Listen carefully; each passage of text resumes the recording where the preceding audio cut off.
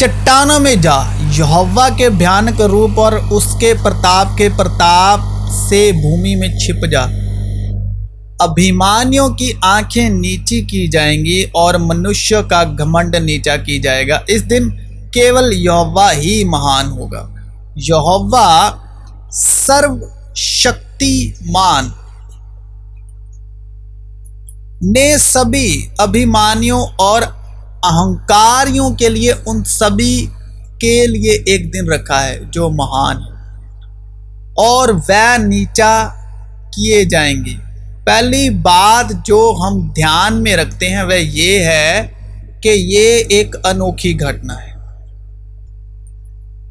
हाल के समय में तथाकथित प्रभु के बारे में बहुत सी मूर्खतापूर्ण अटकलें लगाई जा रही हैं।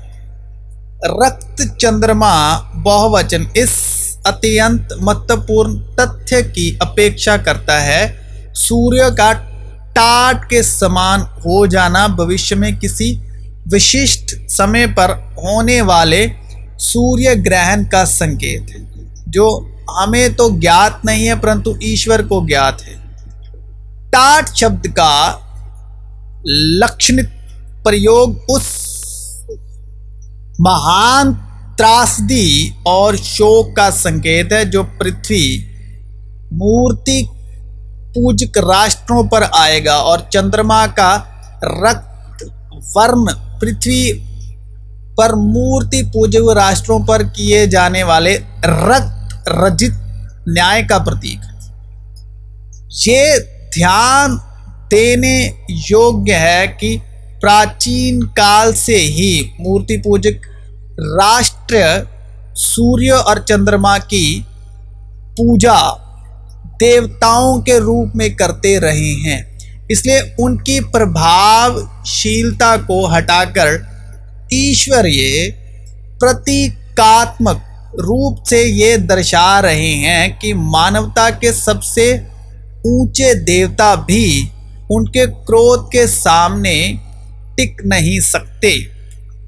यूसुफ मसीहा का एक प्रतीक के ऐतिहासिक वृत्तांत और सूर्य चंद्रमा और 11 तारों के झुकने में इसकी भविष्यवाणी की गई है, और आकाश के तारे धरती पर गिर पड़े जैसे अंजीर का पेड़ तेज हवा से हिलने पर अपने कच्चे अंजीर गिरा देता है।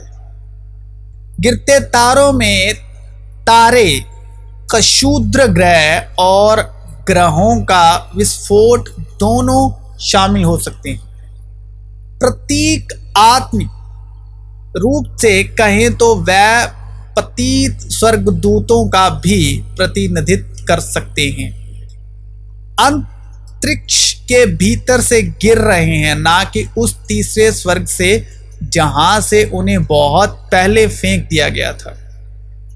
तारों की तुलना अंजीर के पेड़ के कच्चे फल से करना एक मामरिक हिब्रो प्रतीक है। अंजीर का पेड़ यहूदी शिक्षा का स्थान है। जब इज़राइल के शिक्षकों ने परमेश्वर का वचन सिखाया तो फल पका हुआ था और इज़राइल के लिए लाभदायक था। लेकिन जब इज़राइल के शिक्षकों ने मनुष्यों के नियम सिखाए तो फल बेमौसम पेड़ से गिरकर जमीन पर सड़ गया।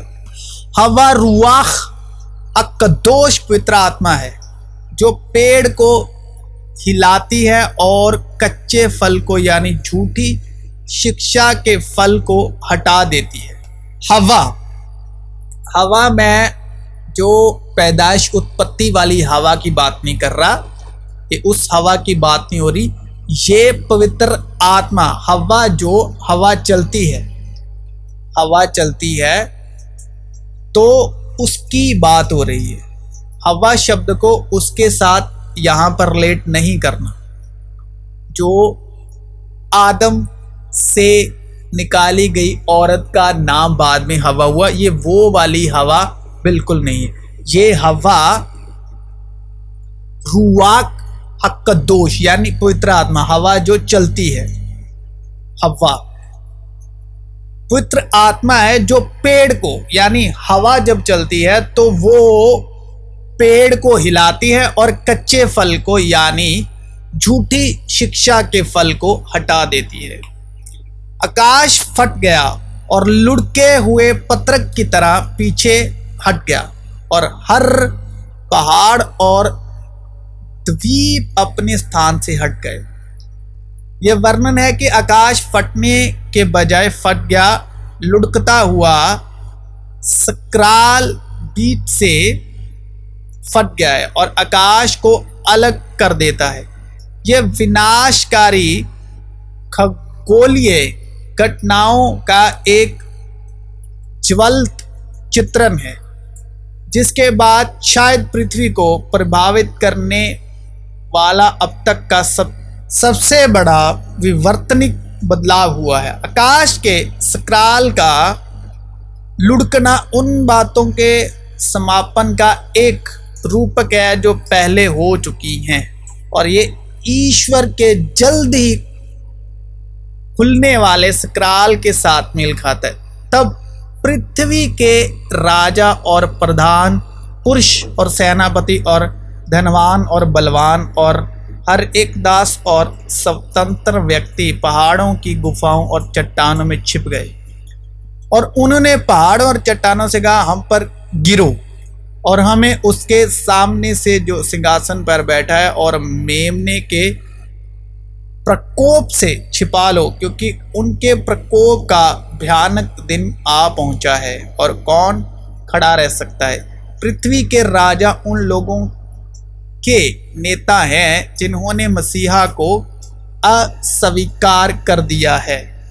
इस सूची में जीवन के हर क्षेत्र के लोग शामिल हैं जिन्होंने यशुआ और इज़राइल के परमेश्वर जाति को अस्वीकार कर दिया है। उनकी प्रतिक्रिया उल्लेखनीय है, क्योंकि हालांकि वह स्वीकार करते हैं कि परमेश्वर के प्रकोप और मेमने के प्रकोप से कोई नहीं बच सकता, फिर भी वह पश्चाताप नहीं करते। वास्तव में ऐसा लगता है कि वह पश्चाताप करने के बजाय मृत्यु को आमंत्रित करते हैं। ये प्राचीन हिब्रू विचारधारा के अनुरूप है, जिसमें अंतिम दिनों में मानवता पर आने वाले सार्वभौमिक आतंक के बारे में भविष्यवाणियों के कई उदाहरण हैं। विलाप करो, क्योंकि यहोवा का दिन निकट है, ये सर्वशक्तिमान की ओर से विनाश के रूप में आएगा। इसलिए सभी के हाथ ढीले पड़ जाएंगे और हर एक मनुष्य का हृदय पिघल जाएगा। वह भयभीत होंगे, पीड़ा और वेदना उन्हें जकड़ लेगी। वह प्रसव पीड़ा में पड़ी स्त्री की तरह तड़पेंगे। वह एक दूसरे को विस्मय से देखेंगे, उनके चेहरे लाल हो जाएंगे। उस समय वीर भी फूट फूट कर रोएंगे, देश के निवासी कांप उठेंगे। यहोवा का दिन सचमुच महान और अति भयानक है, और कौन इसे सहन कर सकता है। हम पर गिर पड़ो और हमें उसके सामने से जो सिंहासन पर बैठा है और मेमने के प्रकोप से छिपा लो, क्योंकि उनके प्रकोप का भयानक दिन आ पहुंचा है, और कौन खड़ा रह सकता है। वह दिन क्रोध का दिन होगा, संकट और पीड़ा का दिन, संकट और विनाश का दिन, अंधकार और उदासी का दिन, बादलों और अंधकार का दिन। जो लोग अपने जीवन में राज करने वाले पाप का समाधान करने से इनकार करते हैं, वह अंधकार के आदी हो जाते हैं। अभी पवित्र परमेश्वर अपना क्रोध उंडेलते हैं, जो प्रेम और प्रकाश से उत्पन्न होता है। तो परमेश्वर से घृणा करने वाला भाग जाता है, क्योंकि उनके भीतर का अंधकार प्रकाश से छिपना चाहता है। ये हमें हमारे पहले पाप के बाद परमेश्वर के प्रति मानवता की पहली प्रतिक्रिया की याद दिलाता है। आदम और हवा ने स्वयं को परमेश्वर से छिपाने की कोशिश की। मेमने का क्रोध परमेश्वर ने न्याय का कार्य अपने पुत्र सिंह मेमने को सौंपा है। ऐसा कहा जाता है कि ये न्याय निम्नलिखित समय पर होगा। प्रभु का महान दिन, प्रभु हमारे मसीह यीशु का दिन, हमारे प्रभु यीशु का दिन, मसीहा का दिन। मसीहा मेमना अपना क्रोध प्रकट करेगा, उसके मुंह से एक चोखी तलवार निकलती है राष्ट्रों को मारने के लिए। वह लोहे के राजदंड से उन पर शासन करेगा। सर्वशक्तिमान के प्रकोप के रस के कुंड को रोकता है।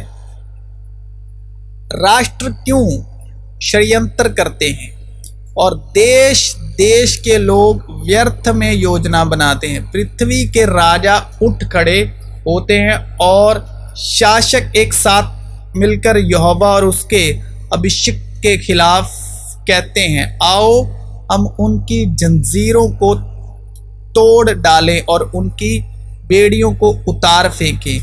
स्वर्ग में विराजमान वह हंसता है, यहोवा उनका उपहास करता है। वह उन्हें अपने क्रोध में डांटता है और अपने प्रकोप में उन्हें भयभीत करता है। कहता है, मैंने अपने राजा को सिय्योन अपने पवित्र पर्वत पर स्थापित किया है। मैं यहोवा के उस आदेश की घोषणा करूंगा तो उन्हें मिट्टी के बर्तनों की तरह चकनाचूर कर देगा। इसलिए हे राजाओं, बुद्धिमान बनो, ए पृथ्वी के शासकों, सावधान हो जाओ। डरते हुए यहोवा की सेवा करो और कांपते हुए उसके शासन का जश्न मनाओ। उसके बेटे को चूमो, नहीं तो वह क्रोधित होगा और तुम्हारा रास्ता तुम्हें विनाश की ओर ले जाएगा, क्योंकि उसका क्रोध पल भर में भड़क सकता है। धन्य है वह सभी जो उसकी शरण लेते हैं। यीशु में आप सबों की सलामती।